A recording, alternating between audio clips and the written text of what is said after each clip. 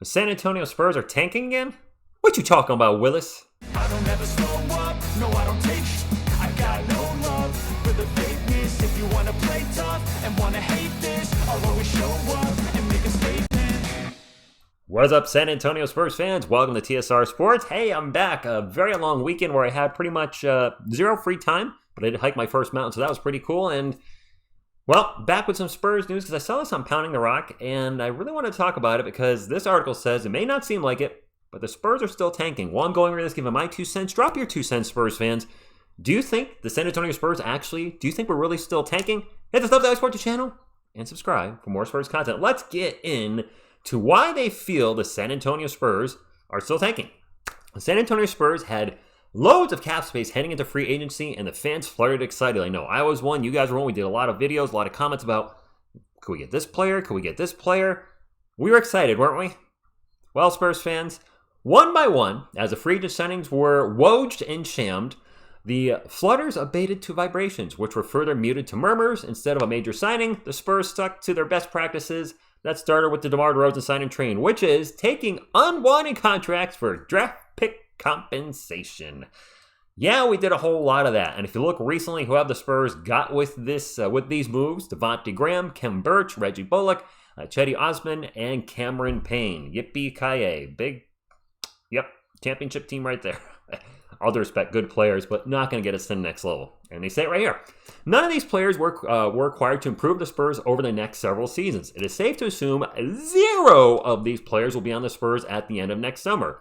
Moreover, I would argue, and me, TSR Sports, would argue this as well, that the Spurs aim to have 0 of these players on the team by this season's trade deadline, which does give us multiple questions and concerns. So first off, teams know the Spurs are looking to focus on development, and they may wait out the process with us having all these expiring contracts.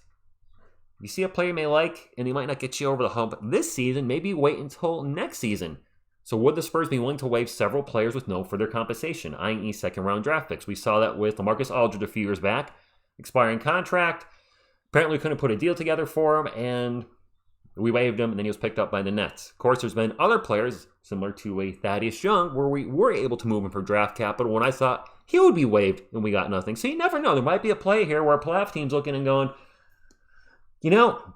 we know he's on an expiring contract, but we think he could really help us off the bench because, with all due respect to the players that are listed here, none of them are starters. Maybe Suns fans will argue Cameron Payne's a starter, but all these guys are pretty much going to be productive players off the bench. The question is, will teams be willing to trade some sort of draft capital to the Spurs for these players?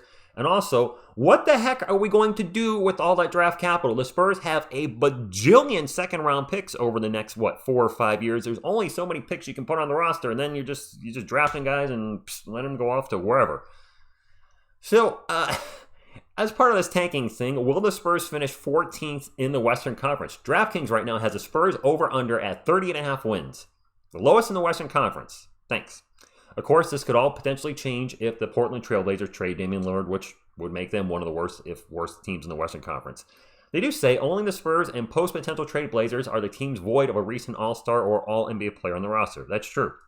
As much as I like Wemby, he's not an All-Star yet. He's not an All-NBA player, All-NBA team player yet. So, yeah, I suppose looking at the moves the Spurs made, you could say they are one of the 3 worst teams in the Western Conference. I do think we're going to win more than 30.5 games, Spurs fans. I pegged us at 38. I think we're going to see a lot of development from Devin Vassell. I think Kelvin Johnson's going to excel more in this role. I think Jeremy Sohan's going to have another big leap forward from where he was a year ago. I do think Malachi Brannon's going to take a step forward. Players off the bench like Julian Champagnie. I don't think we're as... Maybe it's my Spurs heart saying this. I don't think we're as bad as the critics are making us out to be. That being said, maybe we are that bad, and we're a lottery team again. Who knows? The Spurs are not a playoff team. I do agree with that. Fringe play-in, maybe? No, not a playoff team. And considering the free agent non-signings, they're focusing on development this season. Yes, this season is going to be all about development, getting the players to work together, come together as a unit, what's going to be best to put Wemby in the best spot to be the best player he can be, but also get production out of all our other players. Keldon Johnson, big thing with him last year, his efficiency dropped. I think we're going to see maybe the best Keldon we're going to see, or one of the best Keldons we can see this year, and I just expect a lot of guys to have better years this year. And the Spurs, when healthy last season, we're very competitive. We even beat the NBA champion Denver Nuggets. So let's not discount the Spurs completely. Anyway, they're focusing on development this season. A team in the bottom 25% of the league focusing on development is on a slippery slope to another label, tanking. And then Pounding the Rock goes into a massive, just long, well-written article about the type of tanking you do, teams that tank, where the traditional tanks, the crash tanks, where other teams have wound up. They do mention that the Portland Trailblazers got the 3rd overall pick, and they had 33 wins. That was the best. Actually, that was the best record by a team in 30 years. The Warriors 34 and straight, Penny Hardaway over Chris Webber in 1993. So in short, Spurs fans, I'm not going to call this tanking. I don't think we're still tanking, if you will.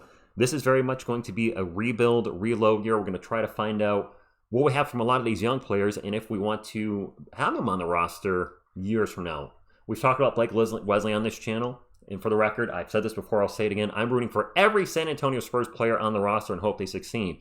But if Blake Wesley struggles this year and we see no development next year, then that's a player they might move on after year 3. I don't think they're not gonna cut the cord right now. It's way too early. He's way too young. There's still a lot of positives there. But after year 3, maybe they say, you know what? Maybe it's time to move on. And there could be other players on the roster where they go, maybe it's time to go in a different direction. It should be noted, City Sissoko is still not under contract, and that is starting to concern me a bit. So hopefully that gets rectified sooner than later. Don't believe Dominic Barlow's officially signed yet either. These are 2 players I like to see on the roster.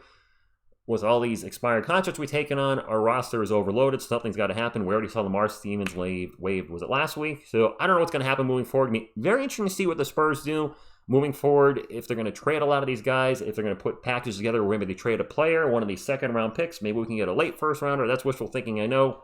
Who the heck knows? All I know is it is a fun time to be a Spurs fan, and I can't wait to enjoy this ride with you guys. I want to thank you all for tuning in, and as always, go Spurs, go!